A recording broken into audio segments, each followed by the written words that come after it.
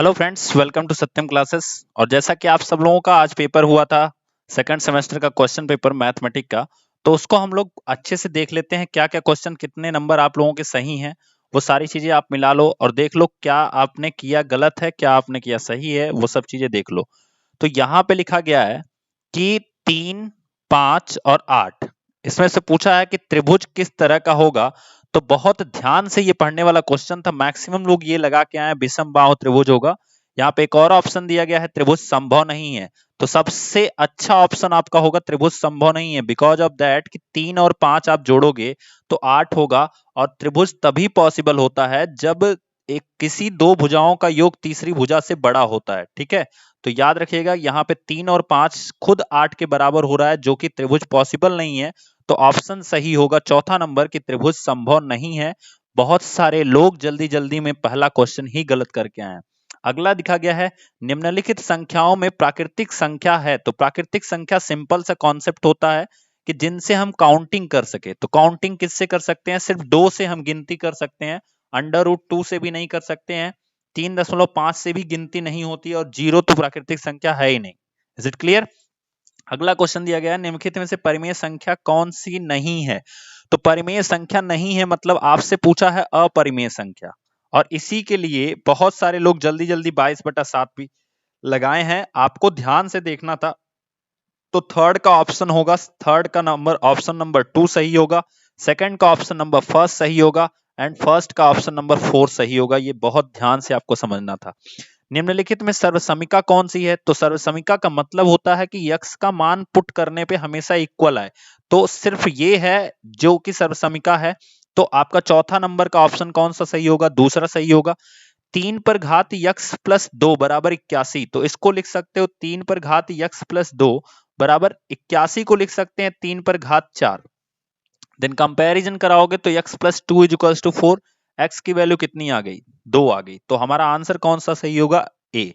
तो फाइनली अगर हम ऑप्शन को शॉर्ट फॉर्म में देखें तो हमारा फोर्थ सही है पहले का, दूसरे का पहला सही है, तीसरे का दूसरा सही है, फिर चौथे का दूसरा सही है, और पांचवें का कौन सा सही है? पहला सही है। तो आप देख सकते हो कि आपका पूरा का पूरा ऑप्शन हो गया 4 1 1 2 2 1। ठीक है, तो इस तरह से पांचों क्वेश्चन के आपके सामने ऑप्शन हमने बता दिए। ठीक है, अगला देखते हैं छठवां नंबर क्वेश्चन क्या दिया गया है। तो छठवां नंबर क्वेश्चन दिया गया x square minus 7x plus 6। तो इसको कैसे सॉल्व करेंगे? एक्स स्क्वायर माइनस 7 को लिख सकते हैं 6 प्लस 1 इंटू एक्स प्लस 6। अब इसको लिखेंगे x square minus 6x minus 1x plus 6, common हो जाएगा x, निकाल देंगे x माइनस 6 हो जाएगा। एंड यहाँ पे फिर आप x माइनस 6 ही रख लो, और यहाँ पे देखो माइनस 1 है, सो दैट्स वाई माइनस 1। आपका गुणनखंड हो जाएगा x माइनस 6 x माइनस 1। तो इस तरह से हमारा आंसर हो जाएगा x माइनस 6 x माइनस 1। ये हमारा छठवें का आंसर होता है। सातवां क्वेश्चन कह रहा है 5 पुस्तकों का मूल्य, 7 पुस्तकों के मूल्य से 14 रुपए कम है, एक पुस्तक का मूल्य ज्ञात कीजिए। तो माना एक पुस्तक का मूल्य, माना एक पुस्तक का मूल्य यक्स रुपए है, यक्स रुपए है।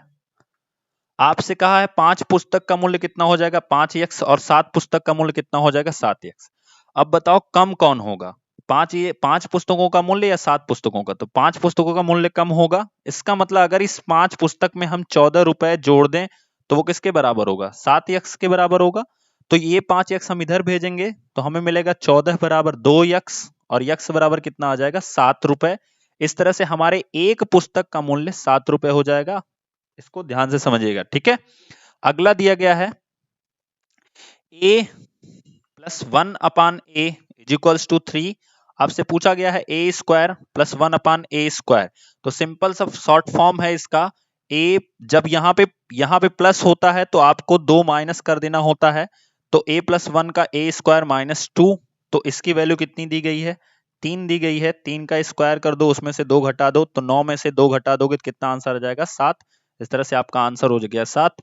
अगला दिया गया एक बागीचे में 2025 पौधे लगे हैं। ये प्रीवियस ईयर क्वेश्चन सब पूछे गए हैं। इसको अगर आप लोग ध्यान से पढ़ के गए होते तो सारा आंसर सही हो जाता। ठीक है, एक बागीचे में 2025 पौधे लगे हैं, लिखा गया है प्रत्येक पंक्ति में उतने ही पौधे लगे हैं जितनी की बागीचे में कुल पंक्तियां हैं।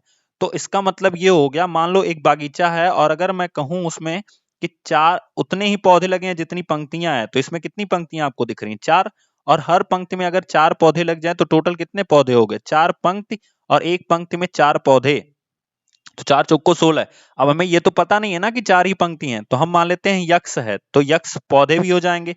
अब यक्स इंटू एक्स जो होगा यानी एक्स स्क्वायर बराबर 2025 के होगा। तो 9वां नंबर क्वेश्चन आपका होगा एक्स स्क्वायर बराबर 2025, देन एक्स की वैल्यू आती है 45। इसको ध्यान दीजिएगा, ठीक है, 45 आती है आपका, तो आंसर हो जाएगा 45। कुल कितने पौधे लगे हैं? प्रत्येक पंक्ति में कुल 45 पौधे लगे हैं, ठीक है। अगला क्वेश्चन, एक पुस्तक का मूल्य इतना रुपए है, इस प्रकार की 2x + 5 पुस्तकों का मूल्य। तो बहुत आसान सा सवाल था 10वां नंबर क्वेश्चन, कि अगर मान लो एक पुस्तक का मूल्य 20 रुपए है और आपसे पूछ लिया जाए 5 पुस्तकों का मूल्य कितना है, तो आप क्या करते? 20 × 5। यही काम इसमें भी कराएंगे हम, इन दोनों का क्या करा देंगे? गुणा। तो लिख देंगे पुस्तकों का मूल्य बराबर, पुस्तकों का मूल्य बराबर 5x square plus 2x plus 1 multiply by 2x plus 5। तो अब इस 2x का पहले इन तीनों में गुणा कराओ, तो जब गुणा कराएंगे हम तो हमें क्या मिलेगा? 2x, 2 का 5 में गुणा कराएंगे तो 10, x स्क्वायर का x में गुणा कराएंगे x क्यूब, प्लस 2x का 2x में गुणा कराओगे तो मिलेगा 4x स्क्वायर, प्लस 2x का 1 में गुणा कराओगे 2x। फिर अगला 5 का इसमें गुणा कराओगे तो 25x स्क्वायर, फिर हो जाएगा 5 दूना 10x प्लस 5। अब देखो x स्क्वायर यहाँ है तो इन दोनों को जोड़ देते हैं, बाकी तो कुछ है नहीं, x क्यूब तो और कहीं नहीं है। तो 25 4 कितना हो गया? 29x स्क्वायर, प्लस 10 और 2 कितना हो गया? 12x plus 5। इस तरह से हमारा आंसर हो जाएगा 10x cube plus 29x square plus 12x plus 5। अगला क्वेश्चन आता है 11वां नंबर क्वेश्चन, -1/2 और 5/2 के मध्य दो समदूरस्थ संख्याएं। समदूरस्थ का मतलब होता है कि इनके बीच में जो दूरी हो वो समान हो, ठीक है। तो सबसे बड़ी चीज कि आपको देखना है कि इनके बीच में हमें ऐसी संख्याएं ढूंढनी है जो समान दूरी पर स्थित हो, ठीक है। तो सिंपल सा फॉर्म ये समझ लो कि इनके बीच में हमें संख्याएं ढूंढनी है जो समान समान दूरी पर स्थित हो। मतलब मान लो अगर दो संख्याएं x और y लेते हैं तो जितना गैप इसके बीच में हो उतना गैप इसके भी बीच में हो, ठीक है। तो हम इसको सॉल्व करते हैं। तो यहां पे आप देख रहे हो कि कम से कम इन दोनों संख्याओं के बीच में जो गैप है वो 3 दूरियों का गैप है। जैसे देखो ध्यान से, -1/2 और x के बीच में जो दूरी है वो भी उतनी ही होनी चाहिए जितना यहाँ पे है और जितना इन दोनों के बीच में है। तो अगर इसे संख्या रेखा पे आप देखोगे दोस्तों, संख्या रेखा पे, तो आपको मिलेगा एक 0 मिलता है और -1/2 का मतलब होता है 0.5, ठीक है। और आपका 5/4 का मतलब होता है 1.25। टोटल गैप यहां से यहां तक देखोगे तो देखो ये तो खुद 0 है, 0 से यहां तक का जो गैप है वो 1.25 का है और यहां से यहां तक का गैप है जो 0.5 का है। तो इन दोनों को जब जोड़ोगे तो आपको मिलेगा 1.75, ठीक है। अब चूंकि ये जो 1.75 का गैप है ये यहां से यहां तक की पूरी लेंथ है, मतलब इतने मीटर का गैप है और इसके बीच में हमें 3 ब्लॉकेज चाहिए, 1 2 और 3। तो इसमें हमें क्या करना है? 3 से डिवाइड कर देना है। तो जब 3 से भाग दोगे तो 3 × 5 = 15, ठीक है। फिर आपका 2 बचेगा 25, 3/24, फिर आपका कितना आ जाएगा? 1 बचेगा 10, 3 × 9। इस तरह से हम फाइनली 3 4 करके ऐसे आएगा। तो उतना ना लेते हुए 0.583 का गैप ले लेते हैं। अब आप क्या करो, -1/2 को आप लिख सकते हो -0.5, इसमें क्या करो 0.583 जोड़ दो तो आपको मिल जाएगा 0.083, ठीक है। आपको मिल जाएगा 0.083 और इसको लिख सकते हो 83/1000। आपकी पहली संख्या ये बनेगी। दूसरी संख्या आपकी क्या बनेगी? जब ये 83/1000 आ गया या कह सकते हो ये आ गया तो इसमें फिर यही संख्या हम जोड़ेंगे। अब फिर से समझ लो कि ये जो गैप आया है ये एक गैप है, तो ये संख्या मिली हमें 83 वाली, इसमें हम जोड़ेंगे तो ये मिलेगा हमें y वाला, ठीक है। तो ये हमारे x का मान हो गया। अब y को निकालने के लिए x में 0.583 जोड़ दोगे तो x की वैल्यू कितनी है, तो x की वैल्यू आई है 0.083 धन 0.583 जब जोड़ दोगे तो 3 3 कितना हो गया 6, 8 8 16 और 5 1 6। तो इस तरह से ये हो गया। तो इसको लिख सकते हैं 666 या कह सकते हो कि 667 लिख लो बटे 1000। तो हमारी दूसरी संख्या ये मिल जाएगी और ये दोनों समदूरस्थ संख्याएं होंगी। आंसर यही होगा। और इसका शॉर्ट ट्रिक अभी कुछ नहीं है, सिंपल से ये कॉन्सेप्ट है। बाकी ये कॉन्सेप्ट जब पूरा समझाएगा तब आपको समझ में आएगा। सिंपल सा ये तरीका है। अगर आपको चेक करना है कि ये सही है कि नहीं तो इसमें फिर से आप ये 0.583 जोड़ के देख लो, आप सीधे सीधे यहां पहुंच जाओगे। ठीक है, तो यही आपका कॉन्सेप्ट है। चलिए अगला क्वेश्चन, यहां पे गुणनखंड आपको करना था तो बहुत आसान सा गुणनखंड है 12वां नंबर क्वेश्चन का। x to the power 4y minus x y to the power 4, दोनों में क्या कॉमन है, एक्स वाई कॉमन निकाल लो तो यहां पे बचेगा x cube minus y cube.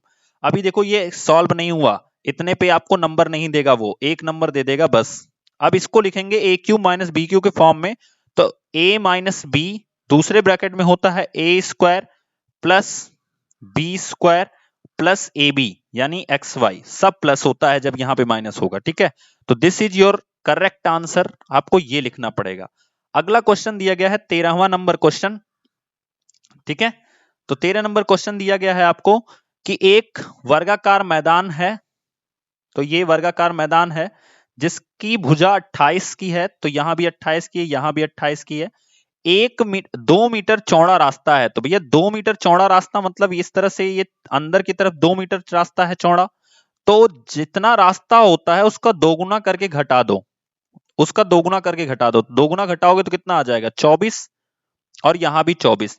तो फाइनली पूछा है शेष मैदान का क्षेत्रफल, तो ये जो रास्ता है इसका छोड़ करके शेष मैदान का क्षेत्रफल आपसे पूछा है। तो शेष मैदान का जो क्षेत्रफल होगा दोस्तों वो यही है कि 24 गुणे 24, रास्ता छोड़ करके शेष मैदान का क्षेत्रफल। तो शेष मैदान का क्षेत्रफल बराबर, शेष मैदान का क्षेत्रफल बराबर हो जाएगा, बिल्कुल ध्यान से समझना, लोग सिर्फ रट के गए थे कि रास्ते का क्षेत्रफल पूछेगा, आपसे पूछा है शेष मैदान का क्षेत्रफल, तो रास्ते को छोड़ने के बाद शेष मैदान का क्षेत्रफल जो होगा वो हो जाएगा 24, क्योंकि 2 मीटर का रास्ता इधर से भी है, 2 मीटर के इधर से भी है, तो मैदान कितना बचा 24 का, इधर से भी 2 मीटर इधर से भी 2 मीटर, तो 24 गुणे 24 आपका आ जाएगा 576 वर्ग मीटर आपका शेष मैदान का क्षेत्रफल होगा। ध्यान से समझिएगा, ये बहुत अच्छा सवाल है। ठीक है, अगला दिया गया है दो समरूप त्रिभुजों का परिमाप 40 सेंटीमीटर और 50 सेंटीमीटर है। ठीक है, पहले और दूसरे त्रिभुज के क्षेत्रफलों का अनुपात बताइए। तो अब देखो इनके जो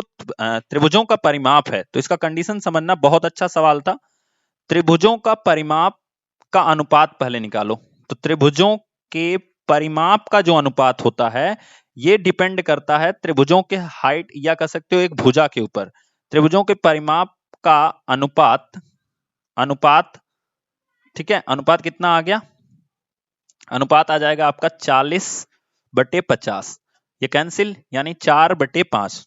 तो जो क्षेत्रफलों का अनुपात होता है, ठीक है, क्षेत्रफलों का अनुपात होता है त्रिभुजों के क्षेत्रफलों का अनुपात जो होता है, त्रिभुजों के क्षेत्रफलों का जो अनुपात होता है, तो जो क्षेत्रफलों का अनुपात हो जाएगा वो हो जाएगा 4/5 का होल स्क्वायर यानी 16/25 हो जाएगा। लगभग क्षेत्रफलों का अनुपात 16/25 हो जाएगा। फिर पूछा है कि इसके भाग विधि से मसा निकालिए। तो सबसे आसान सवाल तो पूरे क्वेश्चन का यही था। इसमें हमें क्या करना है, 671 से भाग देना है 781 में। एक बार में भाग दिए 671 हो गया, यहाँ हो गया 0, इतना बचा 1 और यहाँ भी बचा 1, 110 हो गया। ठीक है, अब इसमें हम किससे भाग देंगे, 110 से इसमें भाग देंगे। तो देखो 11 छक्का 66, 6 बार में जाएगा। फिर यहाँ पे बचेगा 1 और यहाँ पे क्या बचा आपका 1 बचा, और इसमें से हम भाग देंगे किसमें, 110 में। देन एक बार में जाएगा तो 11 हो जाएगा और यहाँ पे कैंसिल हो जाएगा और ये जो 0 है यहाँ आ जाएगा। यानी फाइनली कटा किससे, 11 से। 11 से फिर से भाग ले लेते हैं किसमें, आपका दिया गया है 1441 में। तो एक बार में भाग देंगे 11 हो जाएगा, बचेगा 3, 34 हो जाएगा। 3 बार में भाग देंगे 33 हो जाएगा, बचेगा 1, 11 हो जाएगा, यानी 11 से ये फाइनली कट रहा है, तो म से बराबर आपका आ गया 11। म से बराबर कितना आ गया? 11। ये आपका आंसर हो गया। अगला क्वेश्चन देखते हैं। माध्यिका ज्ञात कीजिए। तो सबसे पहले जो आंकड़े दिए होते हैं उनको एक हमें सीक्वेंस में लिखना होता है, यानी या तो आप छोटे से बड़ा लिख लो या बड़े से छोटा। तो 4 5, फिर उसके बाद क्या है 7, फिर 9 10 11 12 15 और 16, इस तरह से दिया गया। अब कितने पद हैं? तो 2 2 4 2 6 2 8 और एक 9। 9 पद का मतलब सिंपल सा आपको कुछ नहीं करना होता है। माध्यिका बराबर फार्मूला होता है, अगर पदों की संख्या विषम है तो माध्यिका बराबर फार्मूला होता है n + 1 डिवाइडेड बाई 2 वें पद का मान। पद का मान तो 9 पद है, 9 और 1 10/2 मतलब पांचवें पद का मान। पांचवें पद का मान, तो पांचवें पद का मान मतलब हो जाएगा 3 और 2 5, सॉरी हाँ 3 2 5, या तो पांचवें पद का मान 4 इधर निकाल लो, 4 वैल्यू इधर निकाल लो, बीच में हमारा आ रहा है 10, तो हमारा आंसर हो जाएगा 10। तो माध्यिका बराबर कितनी हो गई? 10। एक आयत की लंबाई उसकी चौड़ाई से 5 सेंटीमीटर अधिक है। मान लो ये एक आयत है आपके सामने, ठीक है, और इसकी चौड़ाई हो गई x, ठीक है, और कहा है लंबाई जो है वो 5 सेंटीमीटर अधिक है, तो लंबाई हो गई x + 5। यदि उसका परिमाप 26 सेंटीमीटर है, तो परिमाप मतलब होता है चारों तरफ का योगफल। तो अगर वो ऊपर वाला x + 5 है तो नीचे वाला भी x + 5, और आमने सामने वाले समान होते हैं। चारों को जोड़ दो तो 17 नंबर क्वेश्चन में हो जाएगा आपका x + 5, फिर प्लस x, फिर x + 5 बराबर कितना? 26 के। तो ये हो जाएगा 4x + 10 बराबर 26। फिर उसके बाद दिया गया है यहां से 4x बराबर 16, x बराबर कितना हो गया? 4। ध्यान रखना मैक्सिमम लोग इसको आंसर करके आए हैं, गलत हो जाएगा, क्योंकि आपसे पूछा गया है लंबाई का मान बताइए। तो लंबाई है x + 5, तो लिखना है 4 + 5 बराबर कितना हो जाएगा? 9 सेंटीमीटर। ये आपको ध्यान रखना है, ठीक है। अगला देखते हैं, 17वां नंबर क्वेश्चन आपका सॉल्व हो गया। अगला देखते हैं हमारे सामने 18 नंबर आया है, आंकड़ों को 5 का वर्ग अंतराल देकर बारंबारता सारणी बनाइए। तो आपको लिखना है, देखो ये खुद एक ऑर्डर में लिखे गए हैं 16 20 28, इसको ऑर्डर में लिखना है आपको सबसे पहले। तो 18 नंबर सवाल जो है वहां हो जाएगा 2 4 8 11 14 16 20 25 30, सॉरी 25 के बाद 28, फिर 30, फिर हमारा आएगा 40, फिर आएगा 48। गिन लेते हैं 1 2 3 4 5 6 7 8 9 10 11 12। तो 1 2 3 4 5 6 7 8 9 10 11 12, 12 हमारे भी हो गए, 12 इनके भी हो गए। अब 5 के वर्ग अंतराल में बनाना है, तो आपको कुछ नहीं करना है। सबसे पहले तो आपको लिखना है संख्या और बारंबारता सबकी एक ही है। बारंबारता कितनी है? तो एक तरफ लिखना है आपको संख्या, ठीक है, और एक तरफ लिखना है बारंबारता। बारंबारता, ठीक है। तो देखो संख्याओं में क्या है? 2 है, 4 है, 8 है, 11 है, 14 15 16 20 25 28, एंड साथ ही साथ यहीं पे थोड़ा सा और आगे बढ़ा लोगे तो फिर आपका आ जाएगा 30 40 और 48, ठीक है। इसकी बारंबारता एक ही बार है, सब एक ही बार आई हैं, मुझे नहीं लगता कि कोई अलग अलग आया। तो ये बारंबारता हो गई सबकी। अब चूंकि आपको गैप में बनाना है तो कैसे बनाओगे? सबकी बारंबारता एक ही है, देखो कुछ करना नहीं है इनमें। 28 की भी एक है, 30 की भी एक है, 40 की भी एक है और 48 की भी एक है। अब आपको क्या करना है कि आपको वर्ग अंतराल लिखना है। वर्ग अंतराल, वर्ग अंतराल, ठीक है। और उसी के सामने फिर आपको लिख देना है संख्या। तो वर्ग अंतराल कितना कितना से लोगे? तो देखो अगर 0 से 5 लेते हो, 0 से 5 लेते हो, चूंकि 5 5 के वर्ग अंतराल में बनाना है तो संख्या हमारी 2 और 4 आएगी। 5 से आप 10 लेते हो तो केवल उसमें संख्या 8 आएगी।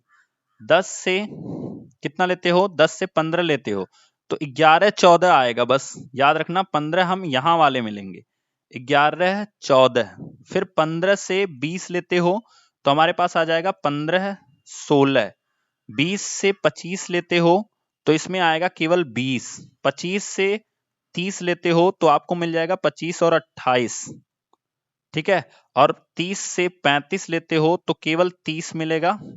फिर आप लेते हो 35 से 40 तो केवल 40 मिलेगा, और 40 से 45 में कुछ नहीं मिलेगा। फिर 45 से जब हम 50 लेंगे तो हमें मिलेगा 48। इस तरह से हमारा ये टेबल बनेगा। तो आई होप आपको ये सारी चीजें समझ में आए होंगी, और अगर आप समझ में आए तो प्लीज जरूर से बताइएगा आपके कितने नंबर आ रहे हैं कमेंट बॉक्स में। तब तक के लिए थैंक यू सो मच।